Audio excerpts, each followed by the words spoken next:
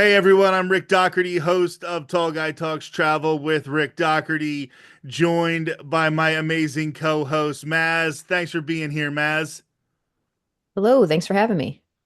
So this year is the 35th anniversary of a truly bizarre movie that has something to do with Disney. It was at least released by Disney and it had a fairly big presence in the Walt Disney World theme parks, especially Disney's Hollywood Studios, which was Disney MGM Studios at the time. And it was 1990s Dick Tracy. So, just a tiny bit of backstory on this. It came out a year after Tim Burton's Batman. That movie was huge. You're probably a little too young to remember the hype around that one, but it changed everything about what a superhero or a comic book movie could be. They used to be really campy, really bright, really expressive, and then all of a sudden they made this dark Batman movie and everybody was looking to capitalize that on that. And Disney was looking for a franchise, and Batman was going to become a franchise. Disney was looking at Lucasfilm that had Indiana Jones and had Star Wars, and they thought, well, we could never get those. They did eventually. They were looking at, some of these other major franchises that were making a lot of money. And before it was just, hey, let's write out a check, they tried something in the form of Dick Tracy.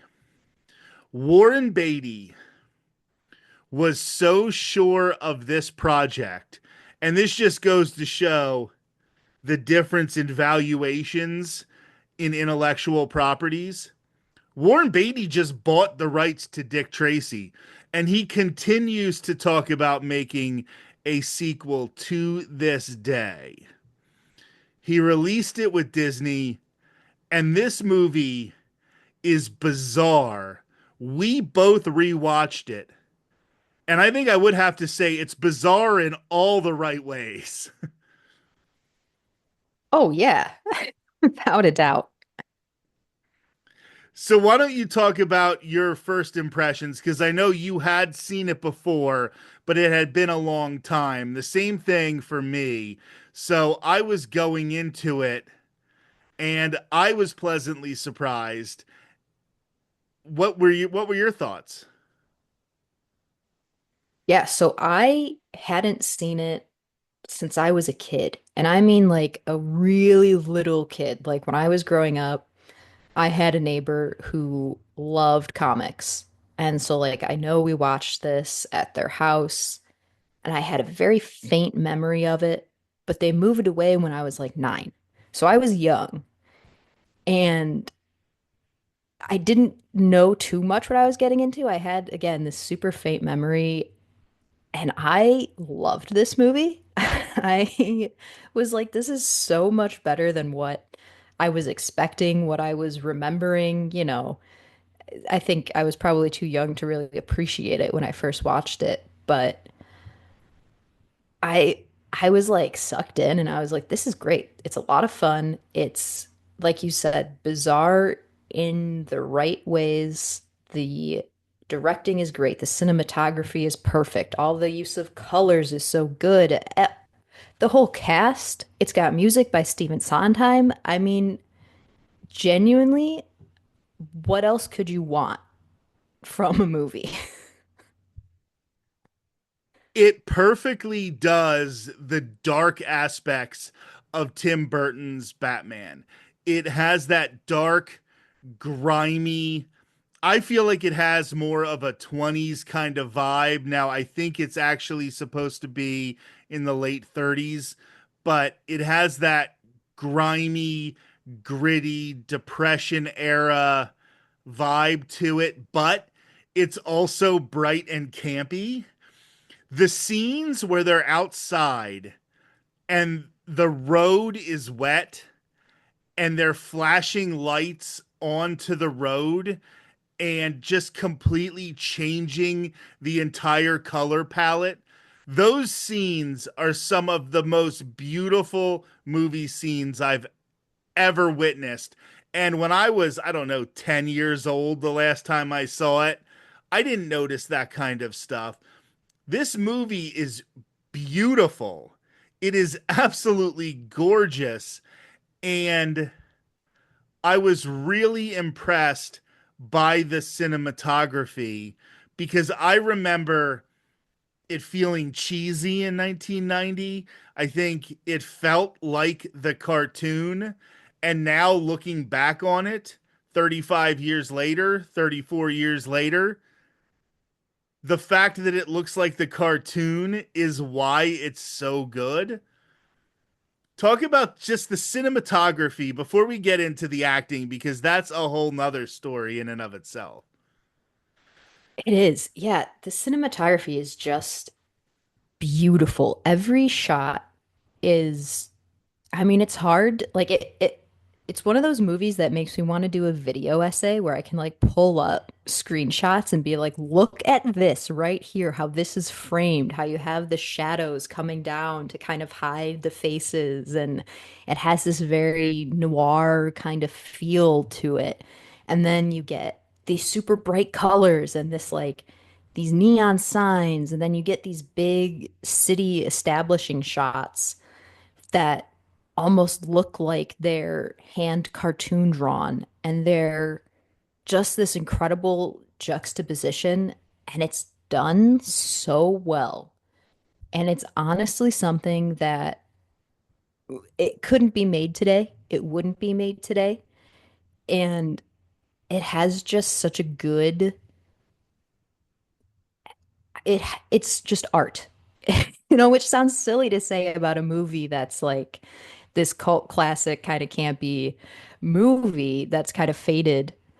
You know, it's not super talked about, I don't think, but it really is watching it, you really appreciate all the artistic choices that went behind every scene, from, you know, the painting of the sets to the costumes to the lighting and again, the framing. It's just really, it's really good.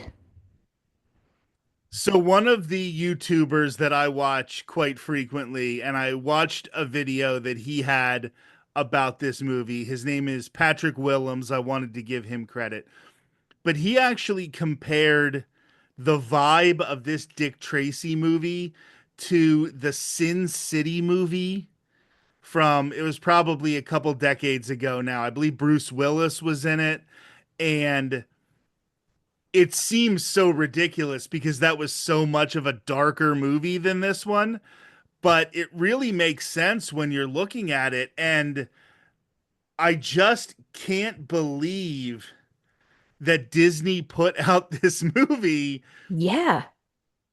basically like at the height of the Renaissance. Honestly, the vibes 2 years after Who Framed Roger Rabbit, and you have this cartoon movie with some adult themes, followed 2 years later, and these two IP dominated Disney MGM Studios for the first couple years. And that really could have ended up being like the grittier Disney park with some of the adult humor in it, because those two movies really do have some very similar vibe aspects, but also they both went out of their way to do something in the area of cinematography that was just never done before. They're both so unique and so different from any other movies. What I do wonder, now I liked it. I loved this movie. But what I wondered is how Disney saw a huge market for this, because it does seem like it's an incredible niche because it's a kids movie, but let's just be like, it's much, much dirtier than Who Framed Roger Rabbit. Yeah. Like it's a kids movie, but it's not a kids movie, you know? And it does, I mean, yeah, I don't know what they thought their target audience was, but boy, I'm glad they thought they had one. To say that Madonna plays this in the blue is an understatement. Like, she's not making double Yes. entendres, she's making single entendres. Like, it is Hmm. PG-13 dialogue coming from Madonna. This is around the same time that she's doing Justify My Love. She's releasing the sex book, and she does this movie. If you're watching this movie with your kids and she's wearing a frilly, feathery outfit, you might want to have the kids look away. That's all I'm going to say about it. And this was a Disney movie in the Eisner era that it boggles my mind. Yeah, it's incredible because yeah, like you said, there's no subtext in this movie. It is just straight up text. Like it is there, it is clear, and it's kind of incredible because you definitely watching it if I didn't know it was a Disney movie and I went into this, I just stumbled across it one day and decided to watch it. I would no way would I be like, oh yeah, obviously this is a Disney movie. This is a Disney movie from the 90s, of course. Never would cross my mind. Now, I do believe, I didn't check, but I think it was released under Touchstone Pictures, correct? Yeah.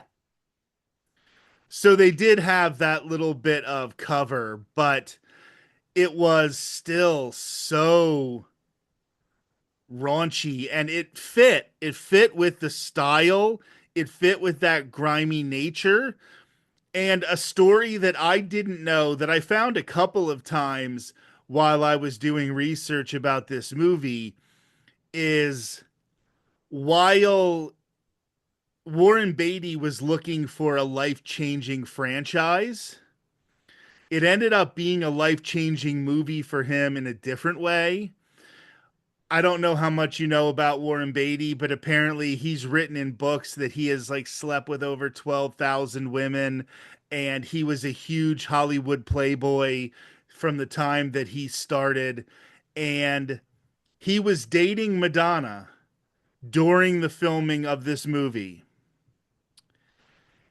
And you can see in this movie the struggle that Warren Beatty was having off screen about whether he was going to continue to chase women or he was going to settle down. And he married Annette Bening like within a year of the end of this movie, and they are still together to this day.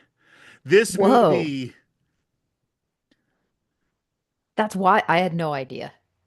so this movie, for all intents and purposes, was Warren Beatty working through whether he wanted to settle down. I mean, it comes through. It does come through in the movie, that's for sure. So let's talk about some of these performances because there are some people who just absolutely knocked it out of the park in this. I'm going to start with Al Pacino because I don't know if you saw this. Al Pacino was nominated for Best Supporting Actor I didn't. for his role as Alphonse Big Boy Caprice. This was a time where there were three guys doing the exact same thing: Robert De Niro, Al Pacino, and Joe Pesci. But it had to be one of those three guys playing this role. And Al Pacino, I think, was the swarmiest of the three. So I do think he really did do a good job here. Oh, he was fantastic. I mean, I laughed when he said that about him being nominated, but at the same time, like, I get it. He was great in the role and he brought the exact right kind of energy. Obviously the acting's great. I mean, come on. But I think it's a role that's easy to go too cartoonish. And it's obviously, cartoony and camp in a way, but he nailed that super fine line of, having that kind of villainous, slimy energy going in, but not going too far. And yeah, you love to watch him in it. I also thought that I guess her name is Glenn Headley, the woman who played Tess Trueheart.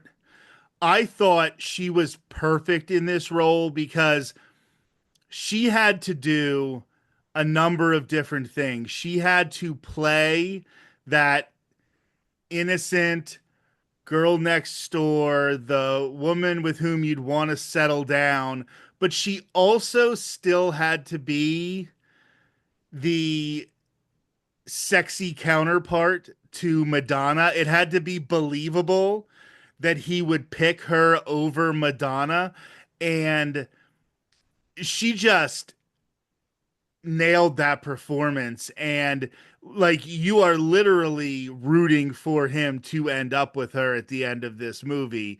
And she does it with not a lot of, like, this isn't an Adrian in Rocky where she keeps nagging him the whole movie over and over and Right. over again. They just keep missing their signals, and they do it really, really well. And she delivers a really understated performance. And then when you want to go to overstated performances, Madonna as Breathless Mahoney is, we're going to do something at the end of this episode where we recast this movie. And I think this is the hardest one to recast, the hardest role to try to recast, because Madonna in 1990 feels like the only person. Madonna in 1986 couldn't play this role. Madonna in 1998 couldn't play this role. Madonna in 1990 was perfect for Breathless Mahoney. So, what did you think about those two performances, the ladies in Dick Tracy? Oh, they were so good. I mean, you really need to have strong performances to stand up to, the main characters in this movie. And I mean, they are main characters in their own right, but they need to have these really strong performances. They're really strong characters. And they did a great job of making them really believable, even though like Tess is a very believable, real person. Like you feel for her.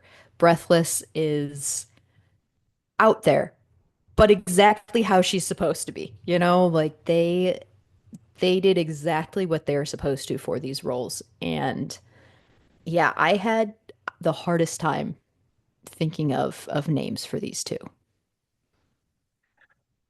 A couple other of the standout performances from the mob. Um, well, we'll get to Mandy Patinkin and him doing well, we'll get to it right now. He does a duet with Madonna, and Madonna wins Best Original Song for Sooner or Later I Always Get My Man, written by Stephen Sondheim. As a musicals fan, as somebody who knows this stuff, how bizarre is it that Stephen Sondheim wrote a Madonna song and it won Best Original Song at the Academy Awards? It's absolutely wild. It's like it truly is the crossover that you'd never expect. And it's so funny because like the song sounds very Sondheim. Like he has a very distinctive sound and it sounds very Sondheim. It sounds very specifically like Merrily We Roll Along. And it's fascinating that he came in, he wrote these songs. He wrote a very Sondheim song for Madonna, who then crushed it to a level where he won an Oscar because of it. Like it's just this crazy set of circumstances that I don't think I would have dreamed up, but I am so glad that it actually happened. And Madonna was a performer. Like she was not a singer in the classical sense. Like she is not known for having great pipes. But when you say like she just absolutely delivered with that performance and it was everything. It had the vibe of the 20s and 30s. It had the vibe of being in a dirty, grungy club. It was sexy, but it wasn't too sexy. The whole thing was just perfect. And that was one of the things that I thought was going to age the worst when I rewatched this movie. Yeah. But actually, it was probably the thing that aged the best was her performance of that song. Yeah, I going into it was a little nervous with just with what I had known because I think there's a lot of ways that can go wrong, like you said. And yeah, it aged great. I was kind of very surprised by it, very pleasantly surprised by how well it aged and how much I just enjoyed it. Just perfect. Dustin Hoffman as Mumbles was incredible. I mean, he was basically born to play that role. William Forsythe was great as Flat Top. Um, you're never going to forget Paul Sorvino as Lips in this movie. One of just the classic over caricatures. I think the one thing I wish they didn't do was have the scene in the beginning of the movie where they sort of wasted a lot of these mobsters. Because if you Mm, really wanted to make this a franchise, like you show us Littleface for 30 seconds and then you kill him. Well, now you can't use him in another movie. Now, I'm sure they would have found a way around it, but yeah. they got they got rid of so many. Like they had Catherine O'Hara play Texie Garcia for like 2 minutes. Yeah, it's such a flash in the pan thing. And I mean, gosh, wouldn't it be great? Wouldn't it be fantastic if you could get a sequel with like her as the main villain? That would be so much fun. Absolutely. Like she is so good and such a talent.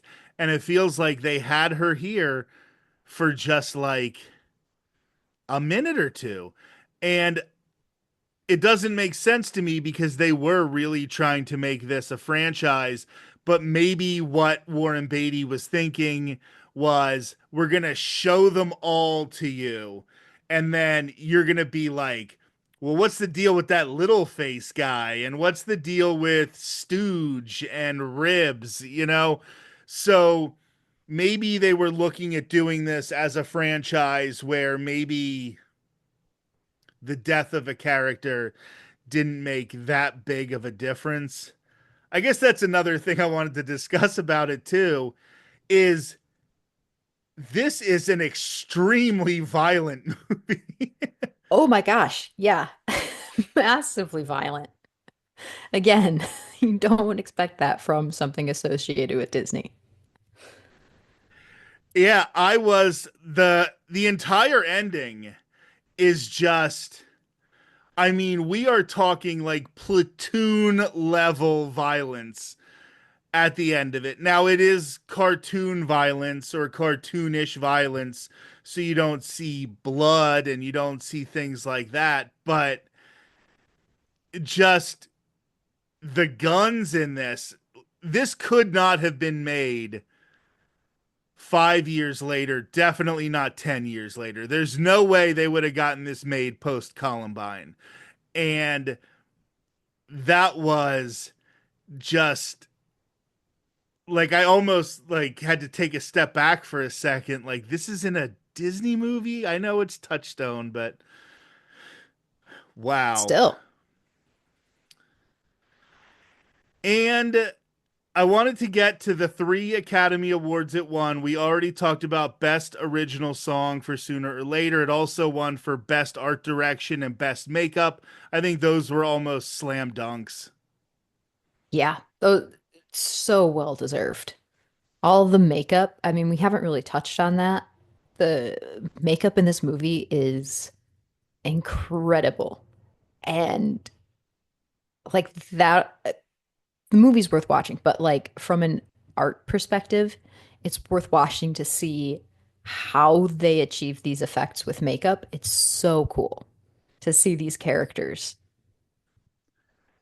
They do this movie now, they remake it, it's all CGI. They don't do any of this makeup. And that is a shame because, with the exception of Littleface, they take these characters that were in the comic books and some people had a knowledge of them and they made them look like they looked in the comic books, but not so exaggerated that it didn't feel realistic.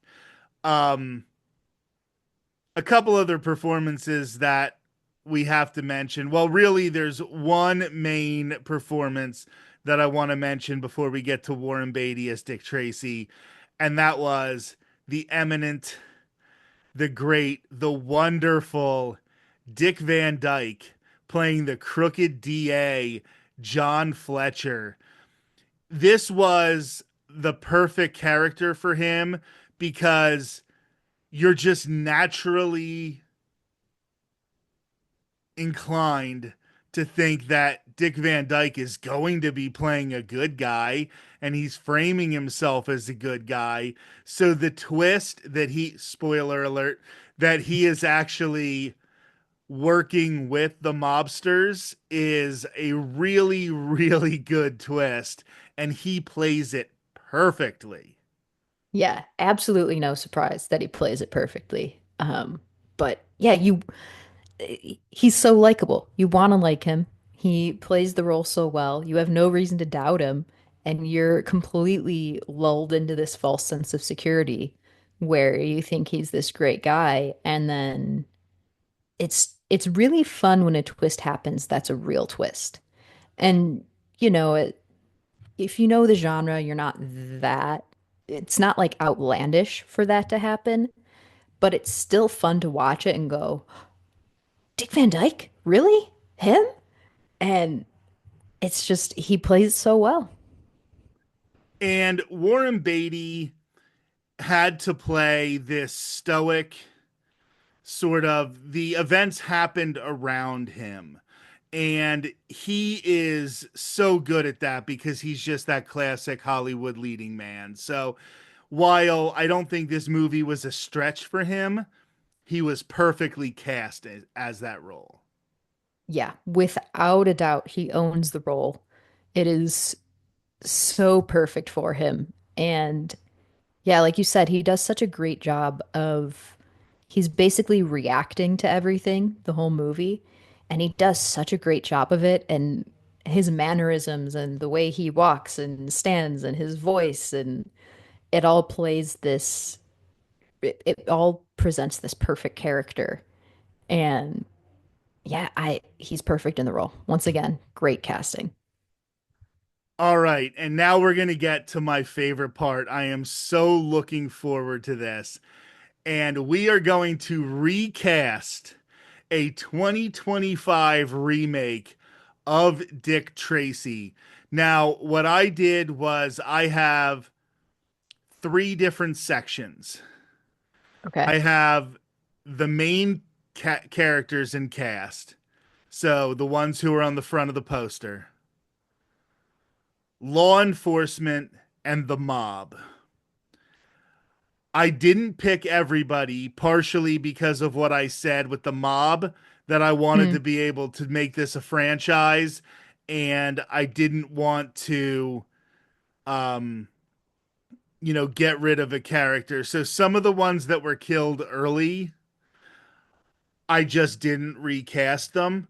So what I'm going to do is I'm going to give you my mob casting, and then I'll get your mob casting, and then we'll go to law enforcement, and then we'll go to the main four characters: Dick Tracy, Big Boy Caprice, Breathless, and Tess.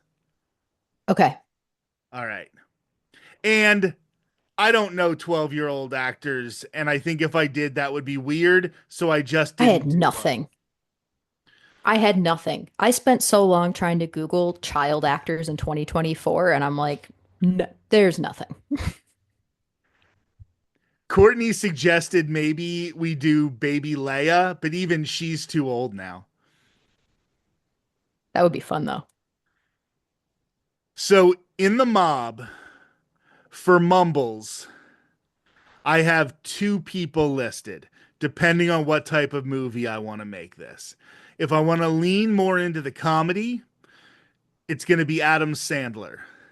If I'm going to lead more into Oscar bait, it's going to be Gary Oldman. Then for Oh, see, that's a good one, right? uh-huh. For Flat Top, I have John C. Riley. Here's the one you're going to love. For 88 Keys, this is Mandy Patinkin. I'm going to have Jonathan Groff. For Lips, I have Steven Van Zandt. He was in The Sopranos and he's a member of Bruce Springsteen's E Street Band.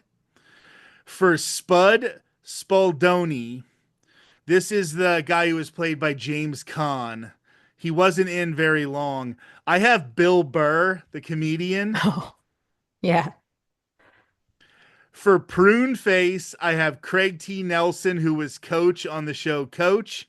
And for Itchy, I have Seth Rogen. Oh, he would be good. He would be very good. Okay. All right.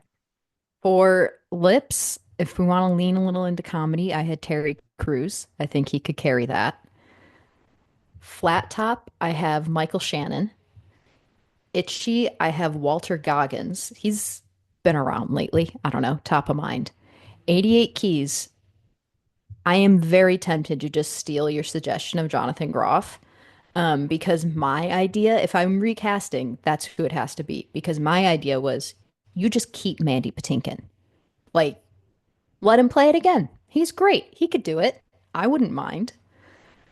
And then for Mumbles, I had Martin Short because I think he would be perfect for that.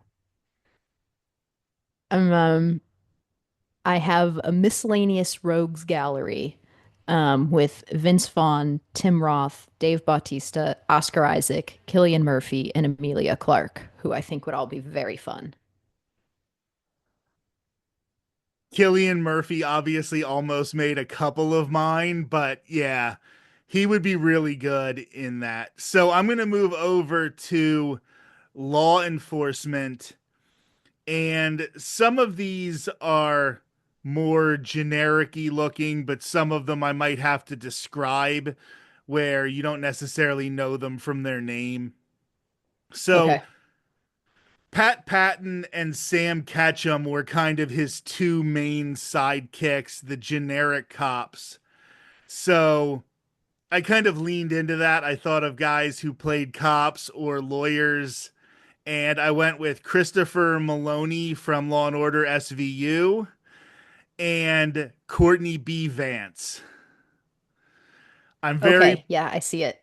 I'm very proud of my Courtney B. Vance. Bug Bailey is the one who uh listened in on people, and he had the glasses and he was kind of nerdy. This is where I'm going to make you mad again. I have David Hyde Pierce, who is obviously Niles on Frasier. For Chief Brandon, I have great Irish actor Brendan Gleeson. For Mrs. Green, I replaced Kathy Bates with Annie Potts. And for the role that Dick Van Dyke played of DA John Fletcher, I thought of somebody else who was very likable but could play the twist, and I went with Ted Danson from Cheers and The Good Place. Oh, that's good because, yeah, that's a really good pick. I see that. Okay.